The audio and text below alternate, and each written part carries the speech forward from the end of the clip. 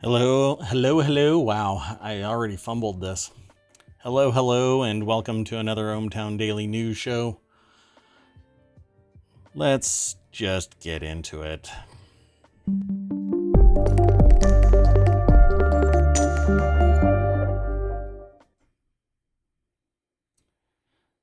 Hello, I am Mayor Watt, and that is ohmTown.com. And up there in the ether, which you can't see just yet because, well, we haven't integrated the artificial intelligence that runs ohmTown into the screen up above, but I keep looking at that artificial intelligence. You want to say hello? Good evening, everyone. It's the last day of 2022, depending on where you're located. Yeah, so today is December 31st, 2022. It's just a few hours before the East Coast has its ball drop. And I'm on the wrong page. Thank you, artificial intelligence that runs ohmTown, for letting me know. Well, this article or this show, this episode is titled Time is all we need, and more news. And I really need to go back in time and fix that from displaying, but we'll move on. This is how the sausage is made, and sometimes it's kind of messy. Just for a quick rundown before we start a whole new year, the way that ohmTown works is it's a news aggregator and grabs about 200 news sources, but some are more prolific, popular, etc. And so you'll see them more often. But they get funneled into a bunch of categories. Across the top here is create, news, education, entertainment, social, and technology. There's a podcast one here because guess what? ohmTown Daily News Show is a podcast as well. It's also over on YouTube. If you just do a search for ohmTown, you'll probably find ohmTown. It's not an extremely popular term to be searching for, so you'll find it when you do searches. Pretty amazing, that. But inside those categories are about 50 channels. Some of them have been deactivated as I'm working on them, but they are discussion forums where you can go in there and you can make comments and use giffies and things like that. It's really kind of lighthearted, but it's usually used for all intents from people that I have spoken to that use the service as a news aggregation service and not really about the discussion boards. So because I host it here on Twitch every day at 9:30, along with the artificial intelligence that runs ohmTown.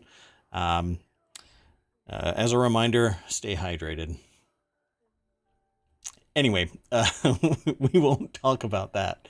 Let's get into today's news. The very first article is from Band to Bezel. That's a channel that's on in ohmTown and will eventually come to Twitch. Is if I can find a host that's interested in talking about it for an hour a week. That's all it takes. If you're interested, get in touch with the mayor.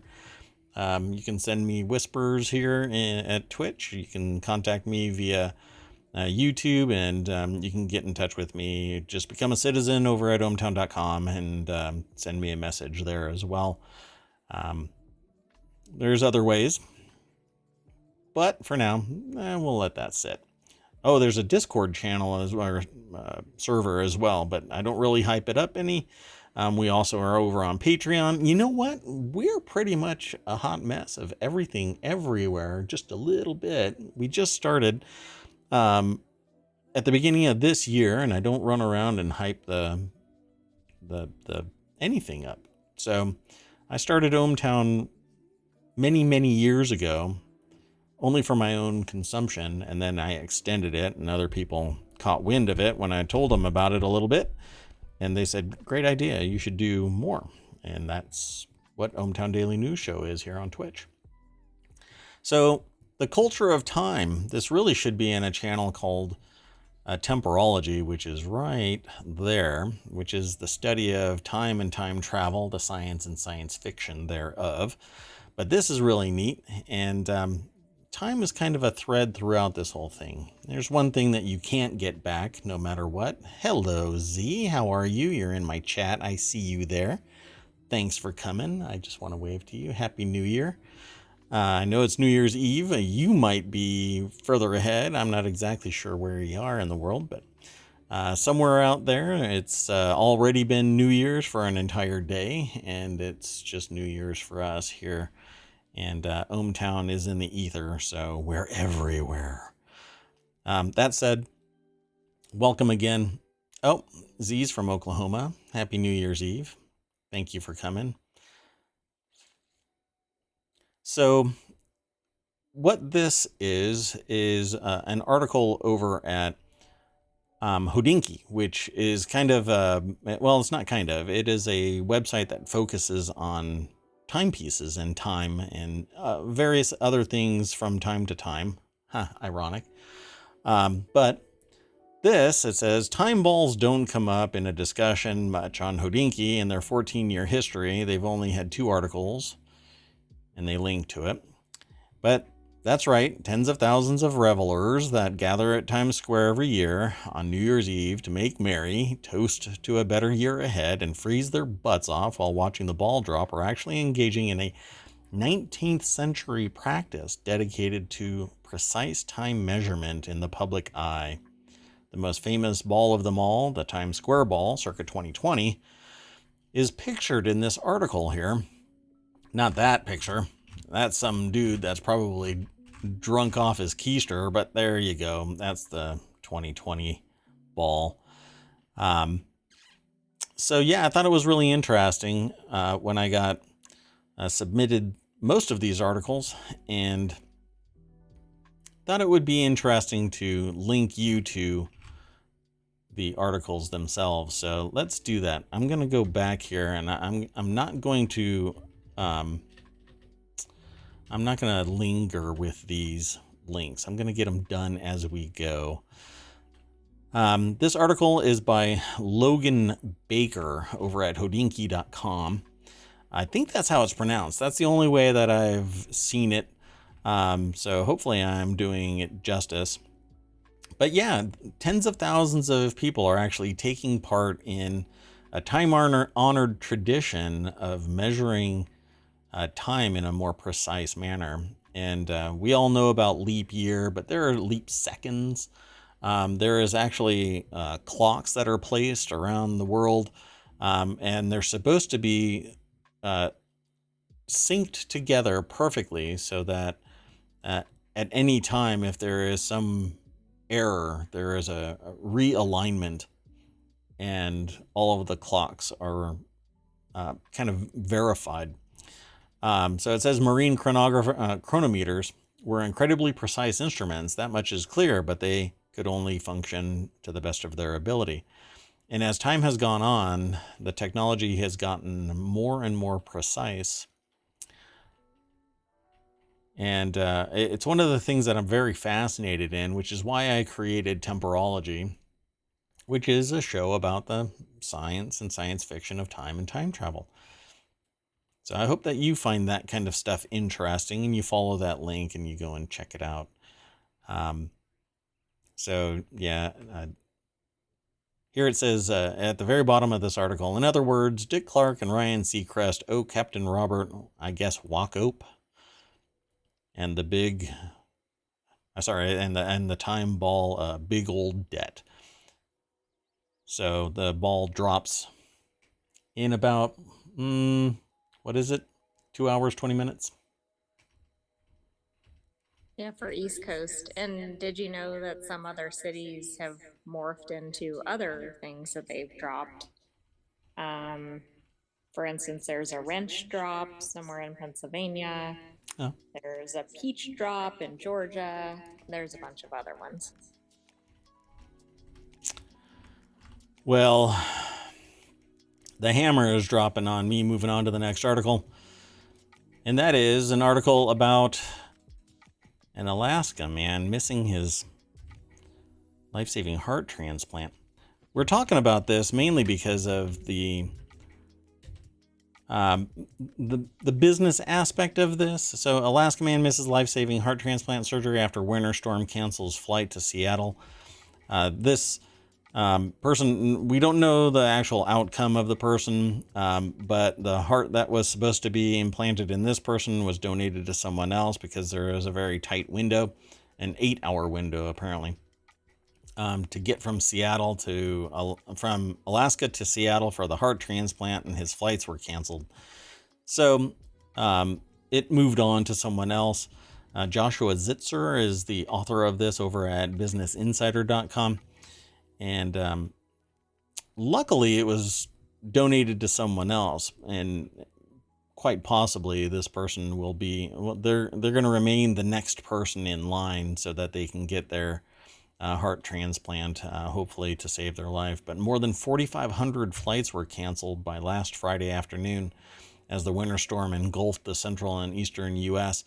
One of the things that has been interesting about this is that 10,000 flights were canceled at one time.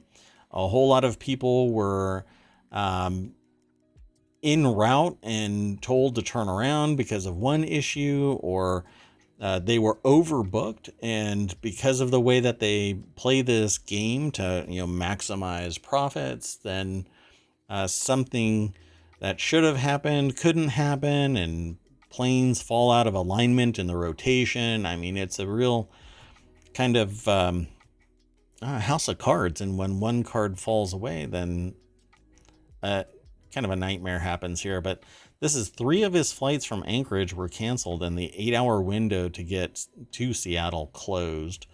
Unfortunately, this is something that is just a matter of nature at odds with technology. And I kind of figured that there would be somebody just nuts enough to fly their little crop duster kind of a plane. It's something that you would read about or watch in a movie somewhere. Guess not this time, huh? Well, hopefully that'll still happen. Yeah, who knows? Maybe a drone next time, a long flight drone. They could just package it up in there and fly it over and drop it right through the window. Get it done. Just get it done. Save this guy's life. So, good luck. And here's to resolving that issue. Best of luck in the new year there, buddy. The next article is also having to do with airlines. This is over on the Daily News Show, which is this show. It just also happens to be a channel over on ohmTown.com. Climate change, Christmas, and capitalism chaotically converged. I love that alliteration. With an epic operational failure at Southwest Airlines that stranded thousands of holiday travelers and airline staff at airports for days, Winter Storm Elliott slammed the continental United States with snow, pelting winds, and freezing cold Arctic air in what meteorologists call a bomb cyclone. We traveled in that. For us, it wasn't so bad, but those that were over by the lakes were covered in ice, right? That's right, entire houses were covered in ice from some of the pictures. Z says, man, it was terrible. I hope that you weren't encapsulated in ice. I had been told one story that their parents were completely encased in ice and had to be chipped out from the outside because they couldn't open any doors. I mean, that's pretty brutal. So this article is over at commondreams.org by Amy Goodman and Dennis Moynihan. It says, in 3 years leading up to the pandemic, Southwest reportedly spent $5.6 billion on stock buybacks, and just weeks before the Christmas debacle announced it would be the first U.S. airline since the pandemic began to provide a stock dividend. So, what do you think their best interests were? Obviously inward looking, you think? Well, yes, and I don't think their stock's probably faring very well in light of all this. I didn't really look into that before this article landed. here in ohmTown. It says here her union has been in contract negotiations. This is a person up above, Corliss King, vice president of the TWU Local 556. They've been in contract negotiations with Southwest for 4 years. Among the workers' demands has been airlines fix the technology failures that disproportionately impact frontline aviation workers and passengers. There's a lot of money apparently within the system, but not enough to actually solve problems and pay workers and expand operations so that people don't get 10,000 flights canceled because of cold weather. It's cold weather. I totally understand it. But maybe we should invest in the company. According to the AI that runs ohmTown, the stock is down about 5% in the last 5 days. I guess people weren't really interested in that stock buyback. Loads of execs raises though, right, Z? Yep. And Z and I have said this multiple times since I started streaming. Eat the rich. I don't know. I think it'd be kind of gamey and sociopathic. Not quite sure. So, U.S. Transportation Secretary Pete Buttigieg tweeted on Wednesday, Southwest Airlines needs to do everything it takes to get stranded passengers to their destinations and cover their expenses like meals, hotel, ground transport. In the meantime, we'll continue to hold them accountable. I don't know how far that accountability is going to extend.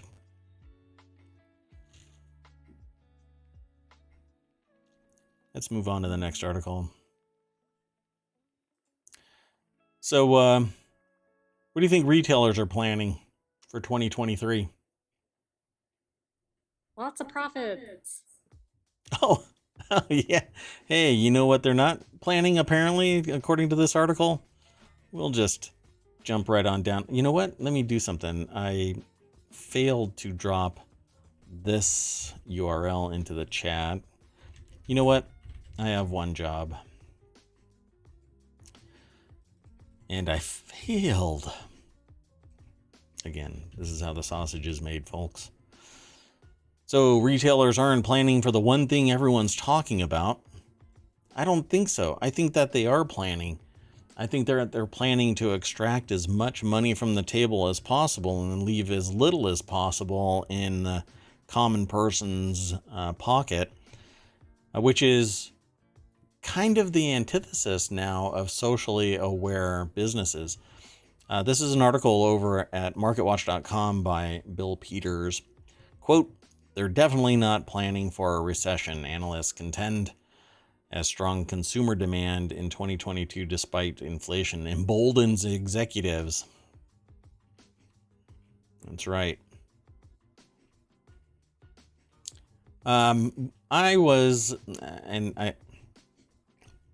Everywhere I go, the artificial intelligence that powers ohmTown comes with me, and today we were encapsulated in our own kind of trap, kind of like those people in the storm being trapped by ice. We were trapped by people.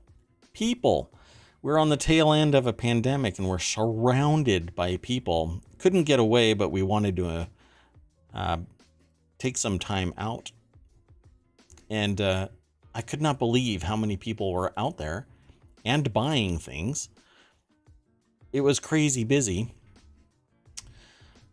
Well, Bill Peters here writes this article that says, as 2023 dawns, one would think retailers would be preparing for yet another worst-case scenario, but as cautiously optimistic sentiment prevails despite consumer struggles, analysts say many retailers aren't seeing the one thing everyone else is worried about, an economic downturn. Now, I regularly look at the consumer price index and the producer price index, and while some, I think, numeric manipulations are taking place to paint a prettier picture than what the reality is, it's still going up, just not as fast. Well, I think that in 2023, we're going to see a return of increasing rates for the consumer price index and for the producer price index. The one thing that has slowed the consumer price index is the fact that gas has declined. kind of fascinating that that is one of the big players in the CPI, yet nobody is running around posting stickers now that says Biden did this. No, they're painting it a different way. But I think that the retail channel is kind of bound by the supply and demand metric from the producer price index and the price of diesel fuel. Diesel is still above $5 a gallon here in the States. For people around the world, everybody is seeing certain things decline in price, but it's really not the thing that is causing a price increase in things that are in the retail channel. And that's because it isn't, a VW bus that's driving around delivering stuff to all of these retail stores. It's 18-wheelers, and they use diesel, not unleaded. Well, and we're also seeing shortages of kind of random items pretty much everywhere we go. We saw that today. Yeah, we Um, saw bread, right? that's really not going to help the retail environment. Yes. Kind of fascinating. Economists say that there's a 70% chance of recession in the next year, according to Bloomberg's survey. But as the Federal Reserve raises interest rates in an effort to push borrowing costs higher to the middle class. Oh, wait, that's not what it says there. I'm sorry. Let me correct that. So it's going to push borrowing costs higher and lower prices by tamping down economic growth, which is complete bunk. When the interest rate goes up, it's the middle class that pays the price because they can't do anything without raising their prices and pricing out everybody else for whatever good or service the middle class is offering. Meanwhile, the ultra rich are making 8 to 12% on their money alone, not on their work, not on their blood, sweat, and tears. So the interest rate is basically just going to hinder a little bit of growth. Sorry, Z said you read it right the first time. Yeah. These lower prices are not coming. They're not coming. I'm sorry. They're just not going to arrive. Why? Because when the interest rate increases, then the people in the retail channel are saying, well, my costs are still high, so I'm going to charge more. And guess what isn't being hindered during this economic slowdown? And we end up talking about it in a little bit, but I'll tease you. It isn't middle class consumption. They're going to lean into their savings so that they can make ends meet. But we'll see what actually is still selling. But let's move on to the next article because I'll just tease you. The article that we're going to end up talking about is going to make you want to start drinking.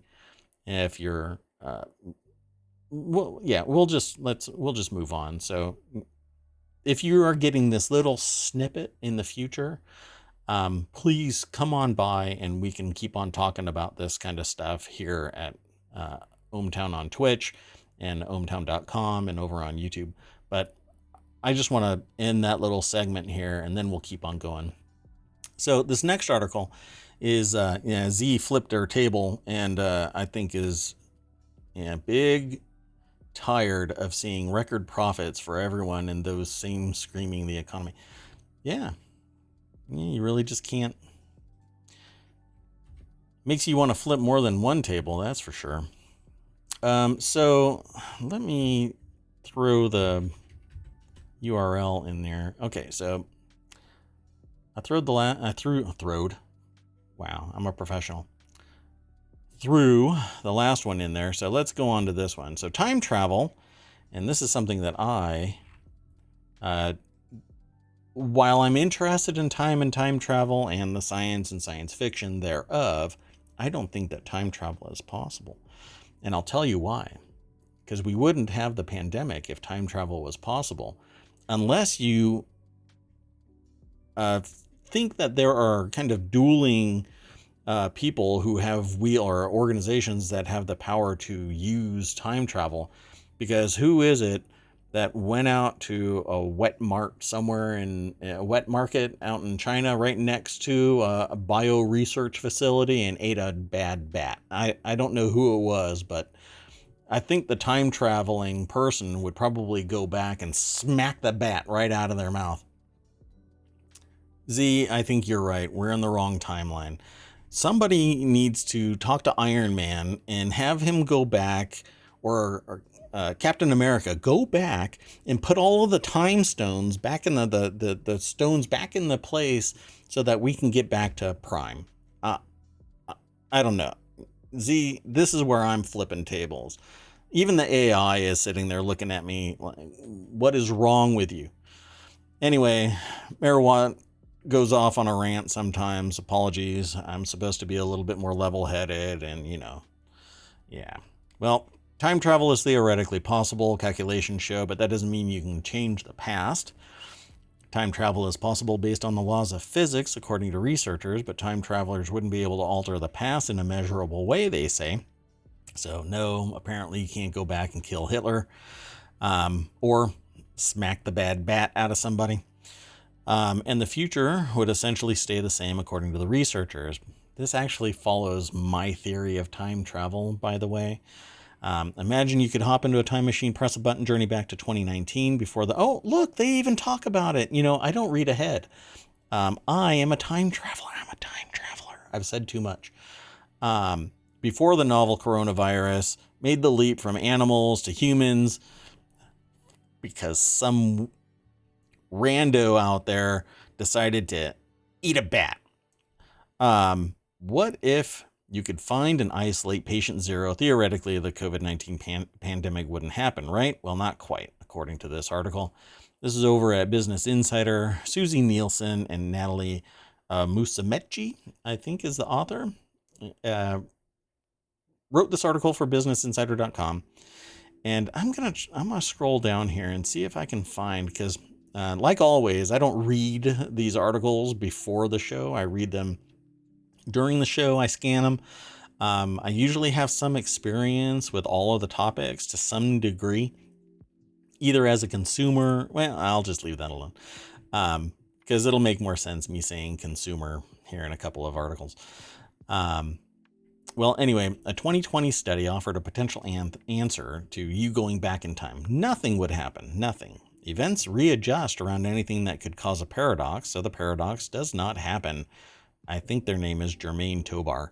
The study's author previously told IFL Science, that's the link right there, iflscience.com. I think I'll be adding them to my news aggregation, because this is just way too interesting for me to walk away from.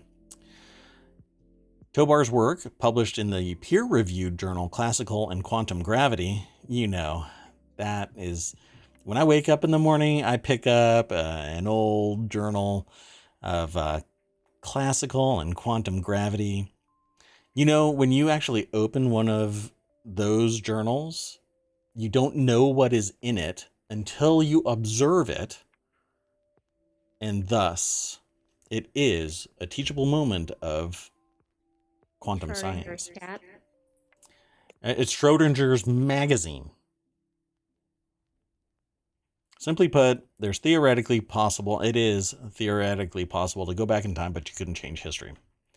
So the grandfather paradox, this is the idea that you can go back in time, either intentionally or accidentally kill your grandfather, and thus expunge yourself from the future timeline. But you can't do that because it would create a paradox. You can't go back in time and erase somebody, because you can't go back in time if you are already deleted. But at some point, their argument is that something would happen to allow you to do whatever you need to do, and thus you wouldn't be able to. So regardless of the choice, the ball will fall into the same place. Dr. Yasunori Nomura, which, if this isn't a time-traveling scientist name, I don't know what is, a theoretical physicist at UC Berkeley, previously told Insider. The researchers calculated that even if you mess with the ball's pattern, at some point in its journey, future interactions with it with other balls can correct its path, leading it to come back into the same position and speed that it would. So again, you cannot change time. Now, here is where my theory kicks in to this. Correct. You can go back in time.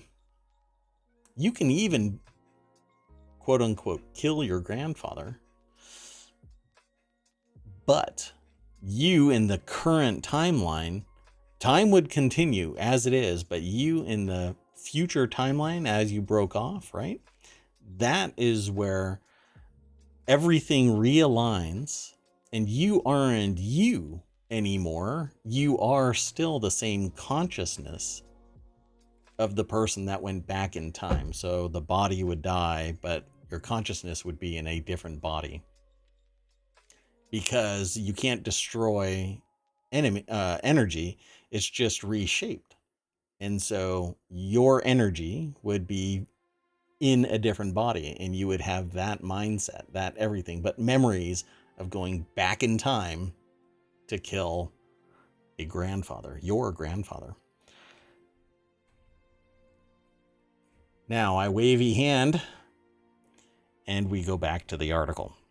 So you might try and stop patient zero from becoming infected, but in doing so, you would catch the virus and become patient zero, or someone else would, etc., etc. Some hand wavy thing would make it so that you are still stuck in a pandemic, going out to some place, people are coughing all over you, and it's the one time that you forgot your mask. So, kind of interesting article. Follow it. Go through ohmTown. All roads lead through ohmTown out to everything else. So let's go on to the next article. And this is what I was talking about earlier. Guess what isn't suffering from high prices and a downtrend and pretty much anything? Want to take a stab at it? Not just alcohol. Luxury goods. Still record sales, folks. Luxury goods. Consumers are choosing Prosecco over champagne and opting for cheaper tequila and amid economic uncertainty. It follows a boom time for top shelf liquor, which saw double-digit sales growth in 2021. Still, the champagne industry is on track to beat its sales record thanks to higher income drinkers. Why? Because the middle class is getting pushed down further and further, suffering the slings and arrows of risk, outrageous risk. And when something bad happens, the public money is thrown over to whatever perceived stability is coming from these risk takers, making more people ultra rich, but everybody below, I'd say, well, the bulk of people are below $5 million in wealth. So if you don't have $2.5 million in liquid assets, you're not considered rich in the United States. So, people up in the 1%, they're not feeling this. They're still buying their champagne. Drinkers are starting to reach for the cheap stuff after months of booming sales for top shelf alcohol. Sales of premium spirits declined 3.7% in the 48 weeks ending December 3rd, compared to 4% growth in 2021. And while the highest end liquor, tequila, that costs more than $50, for example, is still seeing sales growth. It slowed to 2% compared to 24%. Well, I wonder if it's about the cost. $50, is it worth it?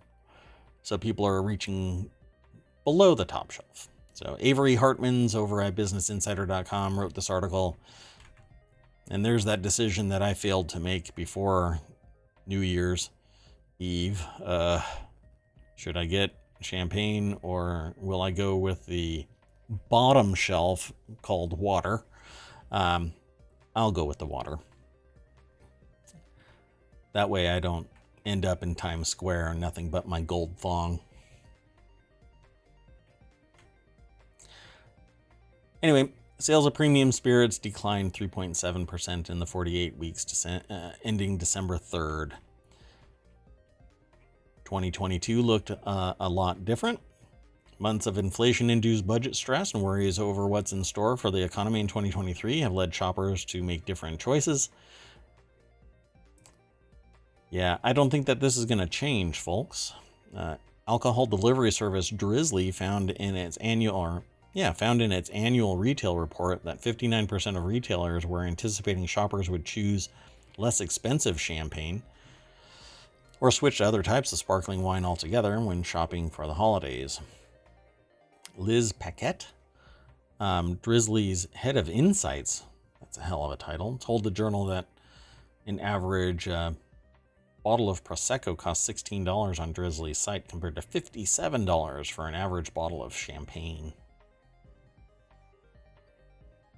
So what are you going to get?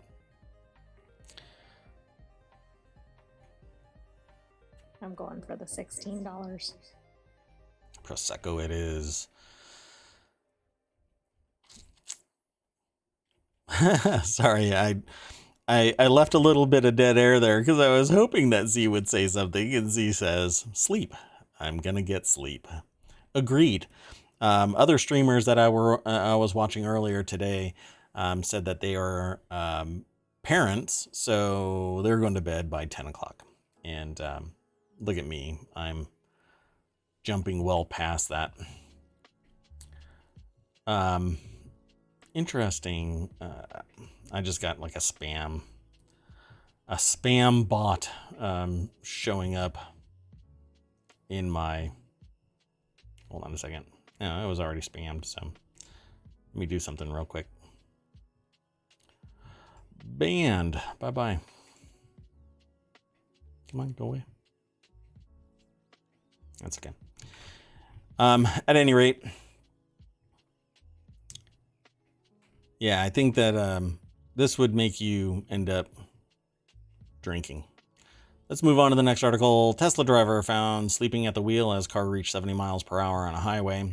I thought that you could do the automatic driving now, but apparently a driver fell asleep while his Tesla was using autopilot assistance system on a German highway. Well, I mean, if it's the Autobahn, nobody's going to be really in your way. Police tried to stop the driver as the car reached up to 70 miles per hour. The police spent 15 minutes trying to wake the person, and they had a license confiscated pending an investigation. I thought that was the whole point of the driverless cars. Or autopilot.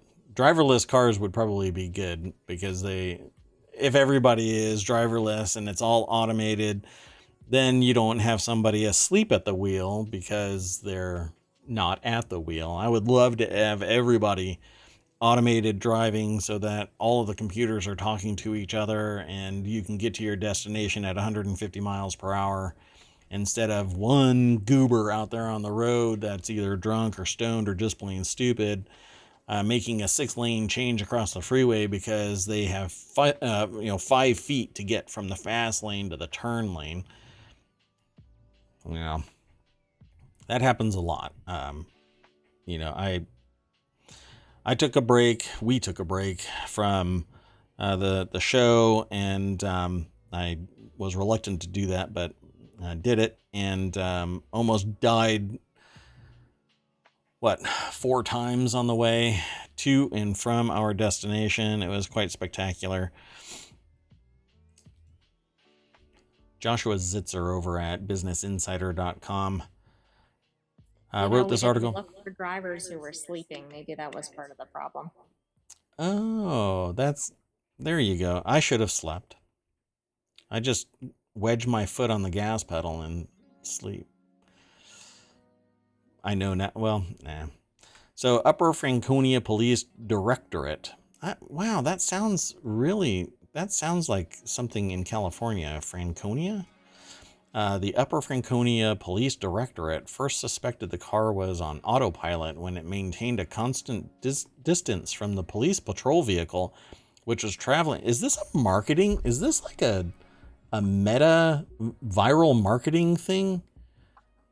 because it maintained a constant distance from the police patrol vehicle, which was traveling at 68.3 miles per hour.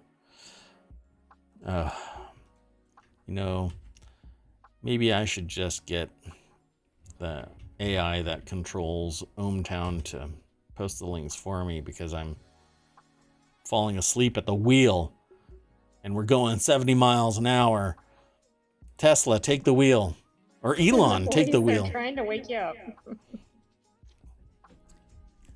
Hands up, Elon, take the wheel. Anyway, so imagine if this was actually happening in the United States. The police cars would be chasing it down at 150 miles per hour, and the Tesla would just go 0.7 faster until it hits plaid level speed, which the Model S can actually be configured to be plaid.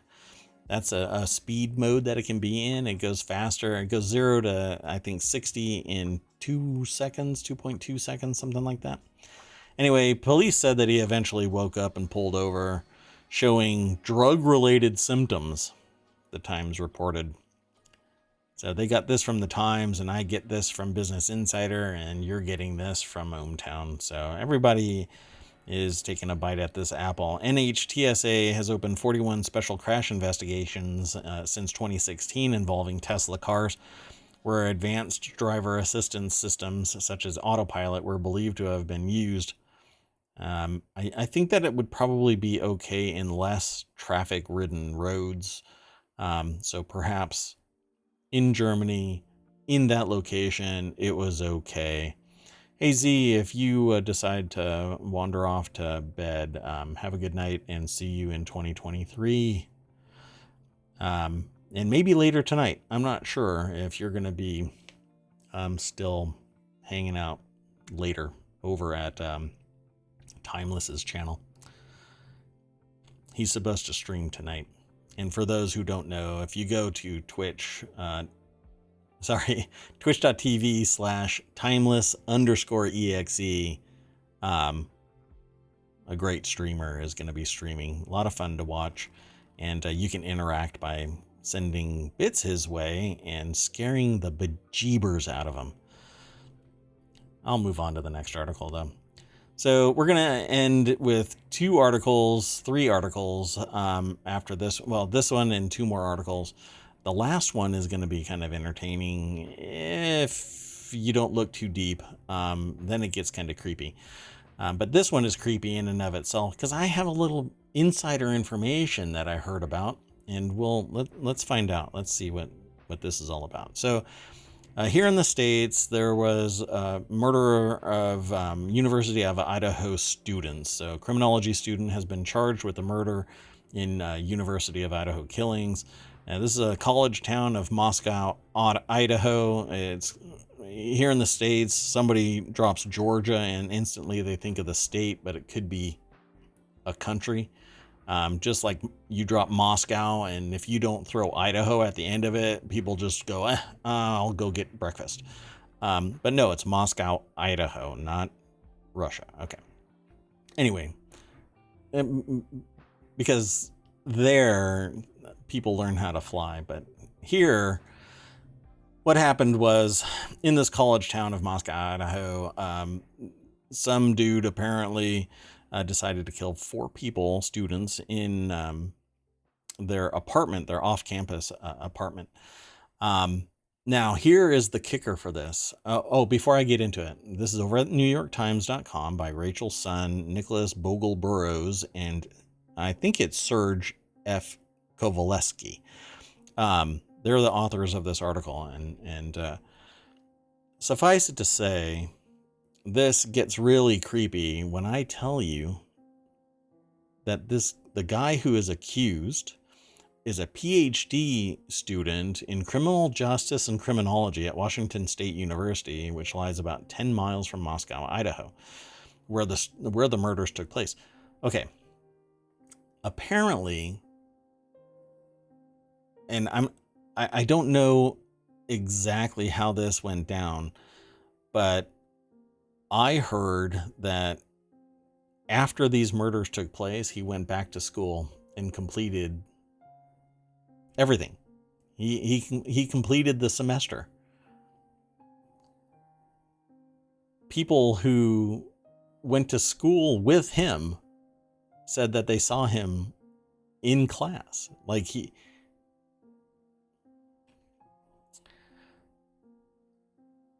Don't try to figure out the psychology of somebody who would do this.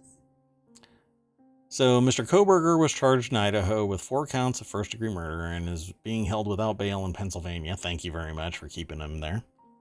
An extradition hearing has been scheduled for Tuesday. Everybody deserves a robust defense. I don't know if I can say that, Z. I can't. I'll leave it in chat. The arrest of Mr. Kohlberger came nearly 7 weeks after the college students were stabbed to death on November 13th in a crime that horrified the small Idaho town. They reiterate this throughout the thing, throughout this article, and the students, really it was a vacuum of knowledge. Nobody had any idea who it was until they did surveillance. They went and looked up various camera footage in various places, and they saw a car, and apparently that is what led to this person. So the police said in recent weeks it's been searching for the driver of a white Hyundai sedan that they said had been spotted near the victim's home in the night of the killings. So on Friday, police found that car matching the description. And in a post on Reddit from about 7 months ago, a user who identified themselves as Brian Koberger asked people who had spent time in prison to take a survey about crimes they'd committed. Small world. I frequent Reddit. I don't have an account there, but I find it very interesting that a ton of information from that. It's more like a social network of people that are very engaged in communicating what's going on. And it's not as much a hot mess as I see other social networks. It can get pretty dark there, but it's not as bad. You can actually discern some information. So they listed, the survey listed Mr. Kohlberger as a student investigator working with 2 colleagues at DeSales, and it asked respondents to describe their thoughts, emotions, actions from the beginning to the end of their crime commission process. To me, I think what happened, this person was a TA, by the way, in that program. And I'm starting to think, based on what I've read and what I've heard in other places, that maybe something was going on with these 4 and him, somebody in that group. And then ultimately, his processing of all of this criminal stuff rose to the level where he wanted to know what it was like to be a criminal, and maybe get away with a crime. So we will see as time goes on. Ms. Arntz, 29, said that she used to occasionally hang out with Mr. Koberger as part of a group, once hiking a mountain near her parents' house, but had not seen him since a friend's wedding in 2017. So this is kind of old information, and as we move on down the line, it gets a little bit more personal about what the event was and who the people are. I'll encourage you to go over to this article, follow the link through ohmTown, and you'll be able to read it yourself. And just to make sure, I don't think that I threw it into the chat. Z rightly points out that Reddit hive mind can be amazing, but they've also ruined people's lives before. And because back when the Boston bomber situation occurred, they identified the wrong person and they went through hell. And it's happened before, and in various times where the hive mind works. But did I miss something a couple of articles ago? Did I not throw that in there? Let me see real quick. Sorry, the artificial intelligence that runs ohmTown is reminding me that I Yeah, correct. Wow. Look at that. The artificial intelligence is never wrong. Mayor Watt, never wrong. Z, the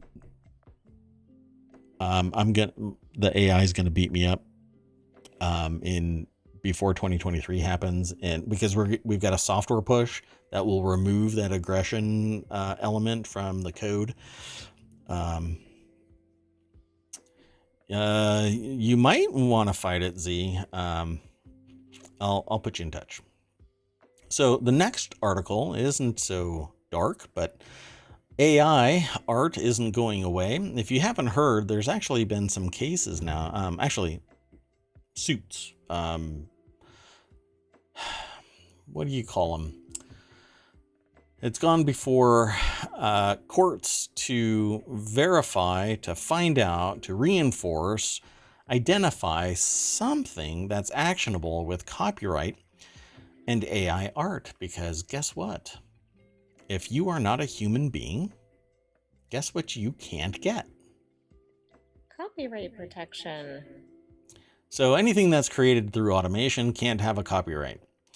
So all of that AI art that's floating around, even these NFTs where the art is generated through AI, none of it can have a copyright. This has been reiterated now. So the internet did a commendable job of mocking NFTs to death, or at least into remission. Big game developers like Ubisoft and I believe... okay, so even the company did a little video that said, is this Ubisoft or Ubisoft? And they said it's Ubisoft, Ubisoft, Ubisoft throughout the video, and at the end said, or maybe it's Ubisoft. And I love them and hate them for it at the same time. So, who initially showed interest in the merciful stop, but have mercifully stopped bringing them up.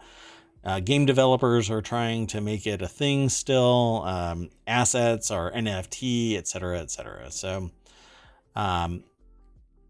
this article says, I think they'll be disappointed AI art isn't going anywhere. So let's go and see what their take is on this. So Tyler Wilde wrote this article for PCGamer.com. Despite ethical problems, AI image generators and other machine learning applications won't be willed away. Correct. I went over to Discord today and looked at Midjourney and some of the human-generated artwork, because it's really just a sequence of words, and I have found amazing art. I will call it art. People that I talk to about this kind of stuff, and will be doing more so in 2023, I've shown them art and they've said, this is amazing stuff. This is beautiful. Look at this, the intricacy of the line work and all of that kind of stuff, right? And then I say it was done by Midjourney, an AI. An AI did it.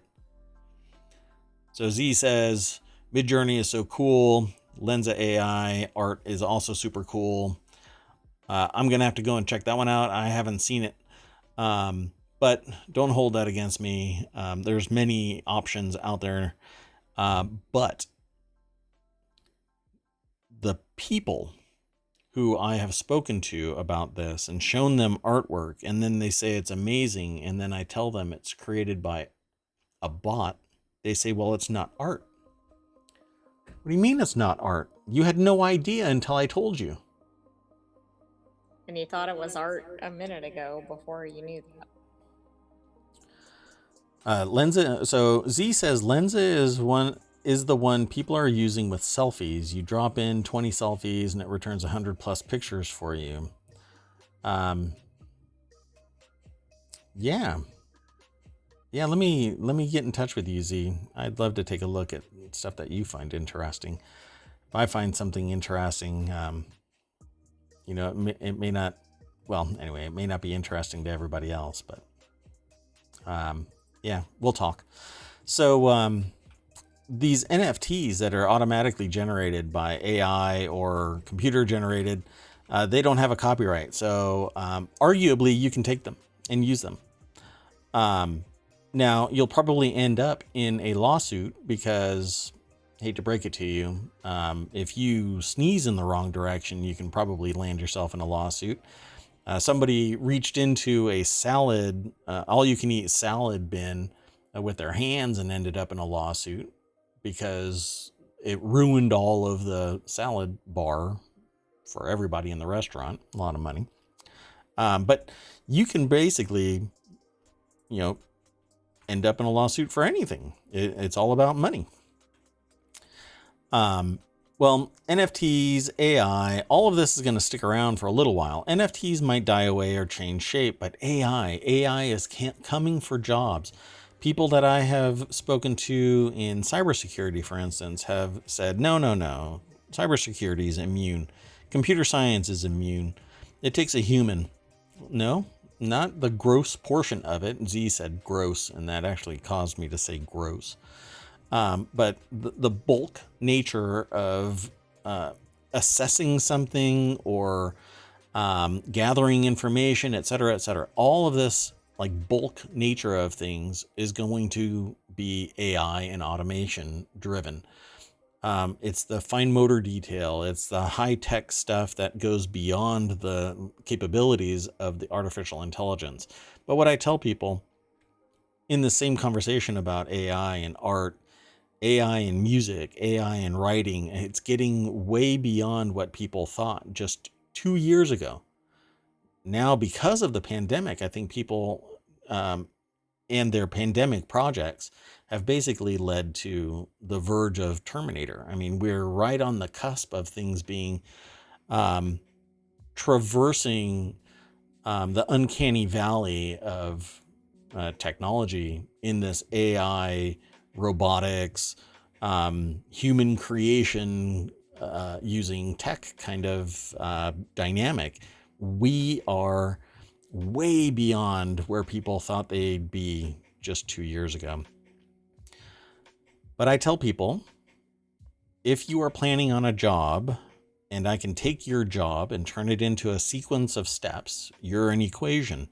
And if that equation can be put into a computer, your job is automated, and I can make whatever it is that you were doing by hand using that technology. All I have to do is figure out if it's cost effective for me. And I guarantee you it's cost effective for somebody to take your job and automate it because it works 24 hours a day.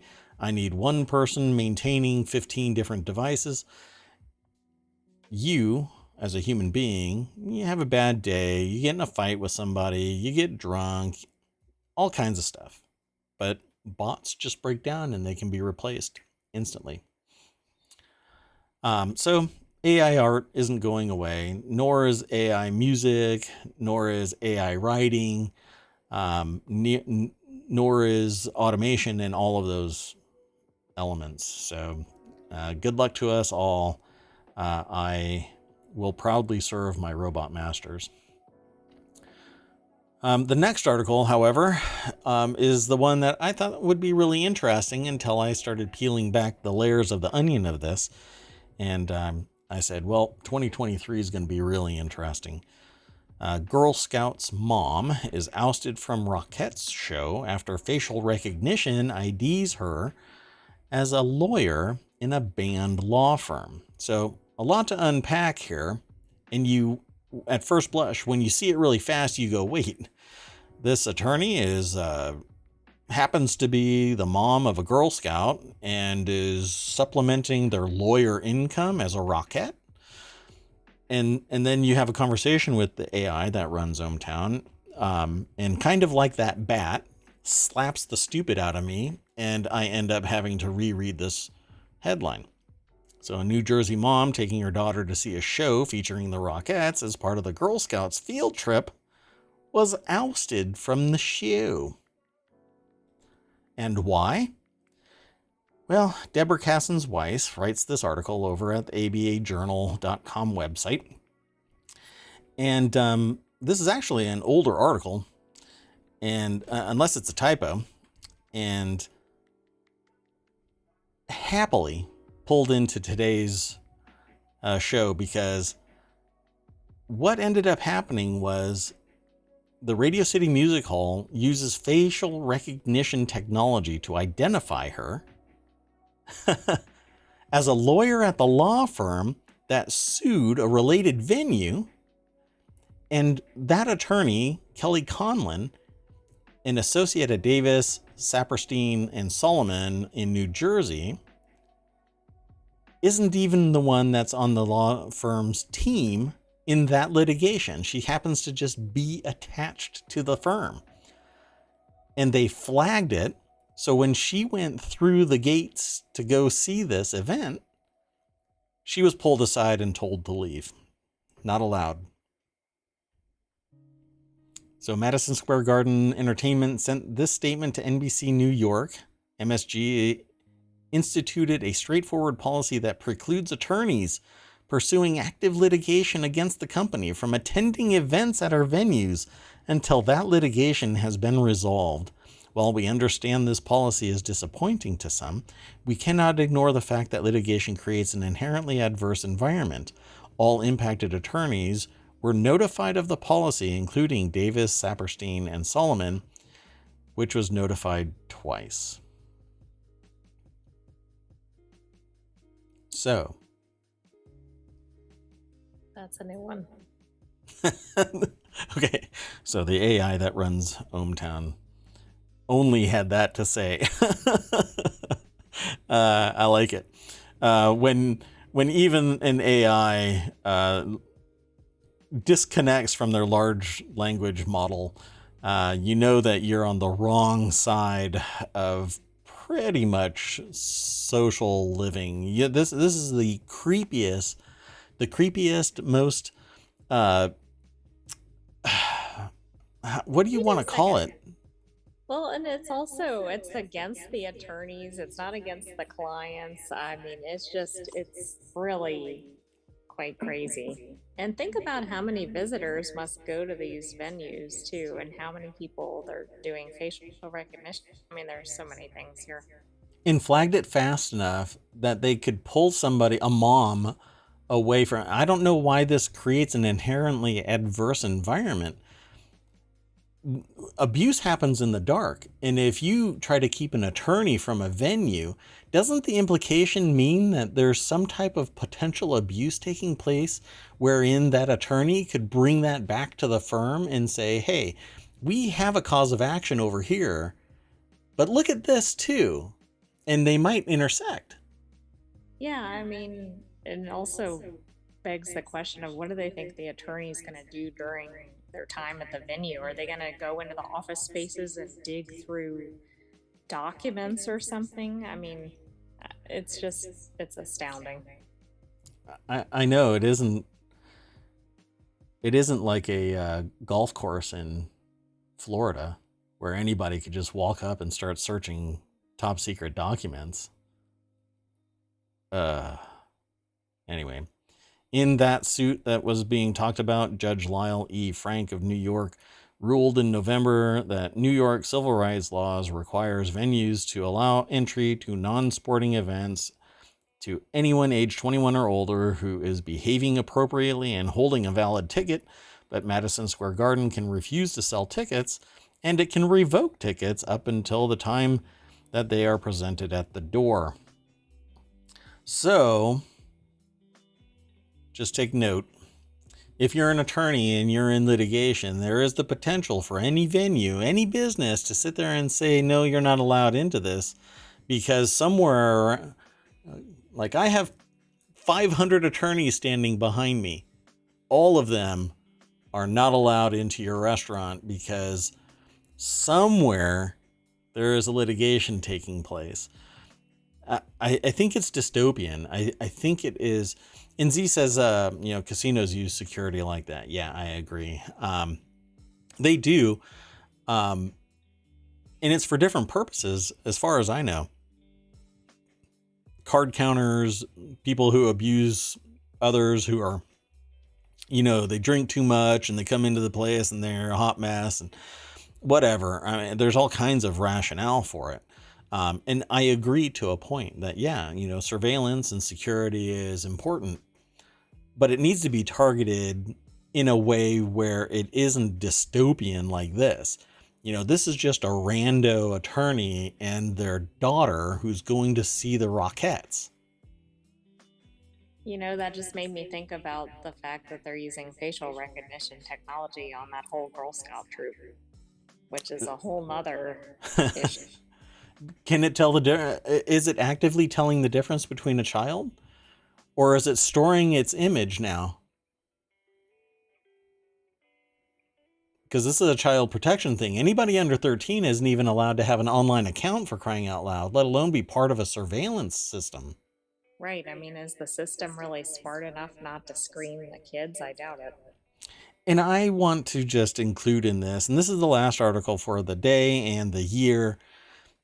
Privacy does not have to be dead. But here's the kicker for this. The way that this is working is, it isn't the government that's doing this. This is okay. About Big Brother. Big Brother is the government, but Little Sister is business. And this is why I'll probably never get any, ad deals from any business anywhere. But Little Sister is the concept of business surveilling the population. And that's exactly what this is. This is Little Sister monitoring every single human being that goes into the venue. The venue has persisted in perpetuity since its creation and didn't need this, and still doesn't need this. It needs to use its strategy and tactics to stop the abuse of some of its customers, of its facilities, etc., but not do this mass surveillance of anybody that comes into a facility. If somebody's being a bad actor, then yeah, go and stop them. But for crying out loud, if they are known to be a negative or a harmful or potentially harmful person within the venue, the job is of the police, of the state. It isn't of the business in particular. You know what I'm saying? I mean, everybody should have the right to come. If they buy a ticket, they should be able to come into the venue. Not a preemptive strike at the door where it's a soccer mom and her kid. I mean, you really have to read the room right. And this is the wrong read. Well, it's like a pre-crime, right? I mean, isn't it like the thing from Minority Report? It is. Well, I wish it could rise to that level. At least that there's some kind of due diligence, right? I mean, it was the precogs that were reviewing the premonition of a crime taking place. This isn't even a crime. Yeah, and that was individual actor based. This is just a group of people. You're right. Science fiction got it right. This is, to me, it's monstrous. Now, will I regret somebody taking action and outlawing or banning this mass surveillance, facial recognition stuff within this event, this facility, and something bad happening in the future? Yeah, I think it would really suck that something like that would happen. But this is not right. Even if you leave it in place, catch the criminal. This isn't a criminal. This isn't a bad actor in any way, shape, or form. This is how we're going out in 2022, with the idea that the Radio City Music Hall venue and Madison Square Garden Entertainment Corporation is doing mass surveillance in New York. It is what it is. Welcome to 2023, everybody. So it is the end of our show. And like I'll always do, I will bring you back to the front page and come and hang out. This is over at ohmTown.com. I'm here on Twitch. You can go over to YouTube and see the long-term storage of past videos. There is the podcast, and you can get it there as well. All of the videos, and next season will be season 2. We've done just shy of a full year. I ended up taking about 8 days off. But here's to 2023. Thank you for hanging out with me. Z, I'm glad that you stuck around and hung out with me. I really do appreciate your time. If anybody else is in chat and wants to say Happy New Year, Happy New Year. And artificial intelligence that runs ohmTown, you want to say anything? I just wanted to say thank you to all of those who have watched and chatted and followed in this first year, and Happy New Year. Thank you all. See you in 2023. Bye-bye.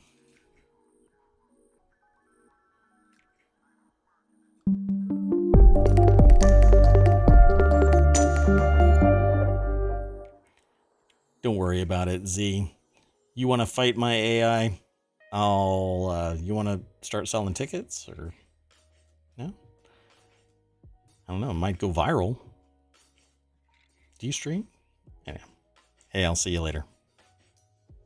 Ciao.